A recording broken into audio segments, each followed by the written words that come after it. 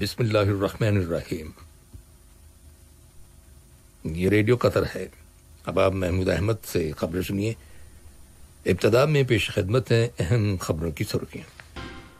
صاحب اسم امیر سے آج البحر پیلس میں اقوام متحدہ کی جنرل اسمبلی کے 75ویں سیشن کے پریزیڈنٹ اور ان کے ہمراہ ہوئے وفد کے ممبران نے ملاقات کی۔ وزیر اعظم و وزیر داخلہ کی صدارت میں قطر کی کابینہ کا 7 روزہ باقاعدہ اجلاس منعقد ہوا، جس کا اہتمام ویڈیو کانفرنس ٹیکنالوجی کے ذریعے کیا گیا تھا۔ وزارت صحت نے اعلان کیا ہے کہ گزشتہ 24 گھنٹوں کے دوران کورونا وائرس کے مزید 1204 مریض صحت یاب ہو جانے کے بعد شفا پانے والے افراد کی مجموعی تعداد 96,107 ہو گئی ہے۔ اور افغانستان کے صوبے قندھار میں آج صبح سیکیورٹی فورس کے کم از کم 3 افراد ہلاک اور 14 اشخاص زخمی ہو گئے۔ یہ تھیں اہم خبروں کی سرخیاں۔ لیجیے اب آپ تفصیل سے خبریں سنیے۔ آج صبح صاحب اسم امیر شیخ تمیم بن حمد آل ثانی سے البحر پیلس میں اقوام متحدہ کی جنرل اسمبلی کے 75ویں سیشن کے پریزیڈنٹ وولکان بوزکیر اور ان کے ہمراہ ہوئے وفد کے ممبران نے ملاقات کی، جو اس وقت قطر کے دورے پر ہیں۔ ملاقات کے آغاز میں صاحب اسم امیر شیخ تمیم بن حمد آل ثانی نے وولکان بوزکیر کو ان کے جنرل اسمبلی کے 75ویں سیشن کا پریزیڈنٹ منتخب ہونے پر مبارکباد دی اور ان کی نئی ذمہ داریوں میں کامیابی کے لیے نیک خواہشات کا اظہار کیا۔ جواب میں وولکان بوزکیر نے اپنی مدت صدارت کے دوران قطر اور اقوام متحدہ کے مابین تعلقات کو مزید فروغ دینے کی خواہش کا اظہار کیا۔ وزیر اعظم و وزیر داخلہ شیخ خالد بن خلیفہ بن عبدالعزیز آل ثانی کی صدارت میں قطر کی کابینہ کا 7 روزہ باقاعدہ اجلاس منعقد ہوا، جس کا اہتمام ویڈیو کانفرنس ٹیکنالوجی کے ذریعے کیا گیا۔ اجلاس کے آغاز میں کابینہ کو وزیر صحت ڈاکٹر حنان محمد الکواری نے ایک پریزنٹیشن دی، جس میں ملک کے اندر کورونا وائرس کی تازہ ترین صورتحال کے بارے میں آگاہ کیا گیا۔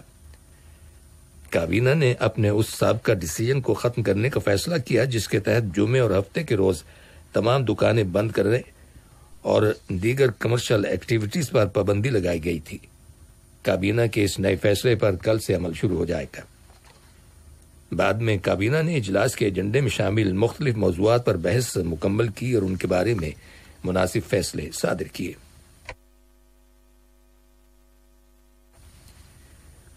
نائب وزیر اعظم و وزیر خارجہ شیخ محمد بن عبد الرحمن آل ثانی سے قطر کے دورے پر آئے ہوئے اقوام متحدہ کی جنرل اسمبلی کے 75ویں سیشن کے پریزیڈنٹ وولکان بوزکیر اور ان کے وفد کے ممبران نے ملاقات کی۔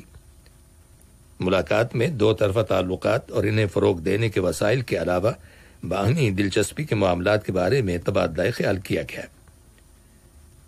نائب وزیر اعظم اور وزیر خارجہ شیخ محمد بن عبد الرحمن آل ثانی کو آج صبح اپنے جنوبی کوریا کے ہم منصب کونگ کیونگ وا کی جانب سے ٹیلی فون کال موصول ہوئی، جس کے دوران دونوں دوست ملکوں کے تعلقات اور باہمی دلچسپی کے امور زیر بحث آئے۔ قطر کی مشاورتی کونسل نے ایک پارلیمانی اجلاس میں شرکت کی ہے، جو ویڈیو کانفرنس کے ذریعے منعقد ہوا اور جس کا اہتمام القدس کے لیے لیگ آف پارلیمنٹیرینز نے کیا تھا۔ مشاورتی کونسل کے ممبر سکر بن فہد المریخی نے اجلاس میں کونسل کی نمائندگی کی۔ اجلاس کا عنوان تھا کورونا وائرس کی وبا اور ڈیل آف دا سینچری، یعنی صدی کے سودے سے پیدا ہونے والی اضطرابی صورتحال کے پس منظر میں فلسطینی ایشو کی نئے سرے سے سپورٹ۔ جنیوا میں اقوام متحدہ کے آفس میں قطر کے مستقل مشن کے 2 سیکرٹری عبداللہ بن خلیفہ السویدی نے دنیا عرب میں پیشہ ورانہ صحافت سے منسلک جرنلسٹس، خاص طور پر خواتین صحافیوں کو نشانہ بنائے جانے پر حکومت قطر کی جانب سے گہری تشویش کا اظہار کیا ہے۔ انہوں نے یہ بات خواتین کے خلاف تشدد، اس کی وجوہات اور نتائج سے متعلق قائم کیے گئے آزاد بین الاقوامی تحقیقاتی کمیشن سے خطاب کرتے ہوئے کہی۔ وفاقی جمہوریہ جرمنی میں قطر کے سفیر حمد ہشام الکواری نے کہا ہے کہ قطر کی اکانومی بتدریج مضبوط ہو رہی ہے اور قطر میں مقامی اور غیر ملکی انویسٹرز کے لیے سرمایہ کاری کے بہترین مواقع موجود ہیں، اور قطر کی حکومت سن 2022 میں ہونے والے ورلڈ کپ کے دنیا بھر کے شائقین کو خوش آمدید کہے گی۔ انہوں نے کہا کہ صاحب اسمو امیر شیخ تمیم بن حمد آل ثانی کی دانشمندانہ قیادت میں ریاست قطر نیشنل ویژن 2030 کے تحت متعدد ترقیاتی منصوبوں پر کام جاری رکھے ہوئے ہے۔ وزارت صحت نے اعلان کیا ہے کہ ملک کے اندر کورونا وائرس کے 688 نئے کیسز رجسٹر کیے گئے ہیں، جبکہ گزشتہ 24 گھنٹوں کے دوران مزید 1204 مریض صحت یاب ہو جانے کے بعد شفا پانے والے افراد کی مجموعی تعداد اب 96,107 ہو گئی ہے۔ وزارت نے اسی دوران میں وائرس میں مبتلا 4 مریضوں کے انتقال کر جانے کی بھی تصدیق کی ہے۔ یہ خبریں ریڈیو قطر سے نشر کی جا رہی ہیں۔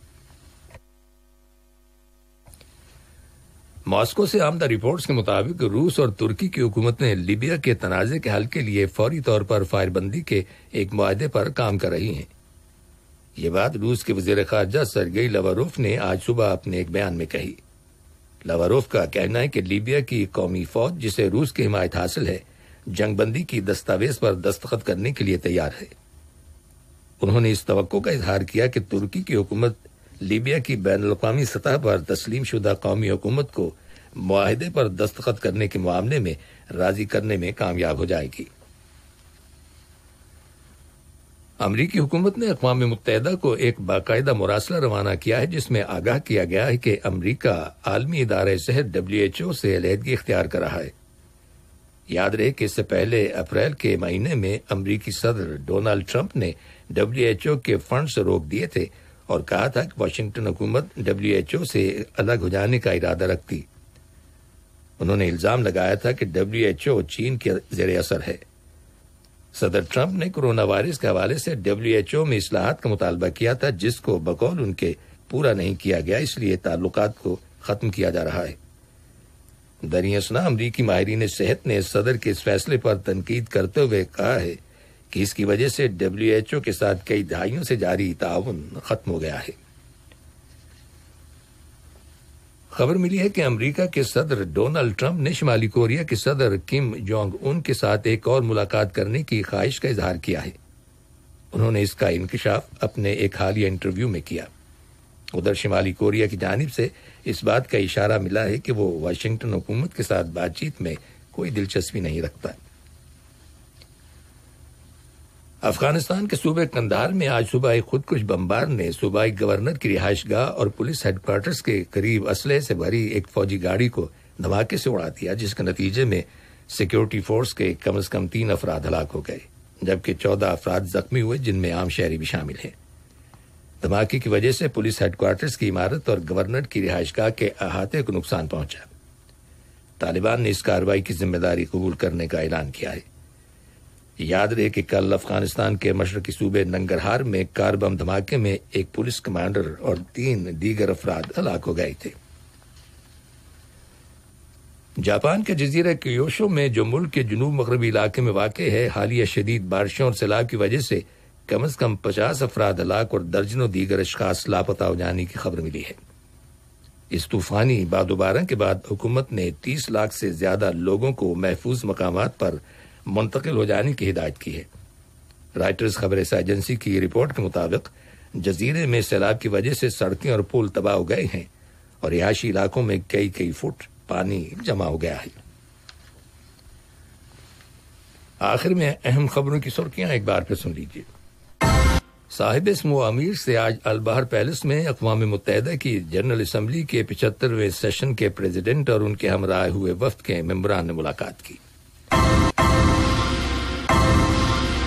اور کہ صوبے قندھار میں آج صبح سیکیورٹی فورس کے کم از کم 3 افراد ہلاک اور 14 اشخاص زخمی ہو گئے۔ بسم اللہ الرحمن الرحیم۔ یہ ریڈیو قطر ہے۔ اب آپ محمود احمد سے خبریں سنیے۔ ابتدا میں پیش خدمت ہیں اہم خبروں کی سرخیاں۔ صاحب اسمو امیر سے آج البہر پیلس میں اقوام متحدہ کی جنرل اسمبلی کے 75ویں سیشن کے پریزیڈنٹ اور ان کے ہمراہ ہوئے وفد کے ممبران نے ملاقات کی۔ وزیر اعظم و وزیر داخلہ کی صدارت میں قطر کی کابینہ کا 7 روزہ باقاعدہ اجلاس منعقد ہوا، جس کا اہتمام ویڈیو کانفرنس ٹیکنالوجی کے ذریعے کیا گیا تھا۔ وزارت صحت نے اعلان کیا ہے کہ گزشتہ 24 گھنٹوں کے دوران کورونا وائرس کے مزید 1204 مریض صحت یاب ہو جانے کے بعد شفا پانے والے افراد کی مجموعی تعداد 96,107 ہو گئی ہے، اور افغانستان کے صوبے قندھار میں آج صبح سیکیورٹی فورس کے کم از کم 3 افراد ہلاک اور 14 اشخاص زخمی ہو گئے۔ یہ تھیں اہم خبروں کی سرخیاں، لیجیے اب آپ تفصیل سے خبریں سنیے۔ آج صبح صاحب اسم امیر شیخ تمیم بن حمد آل ثانی سے البحر پیلس میں اقوام متحدہ کی جنرل اسمبلی کے 75ویں سیشن کے پریزیڈنٹ ولکان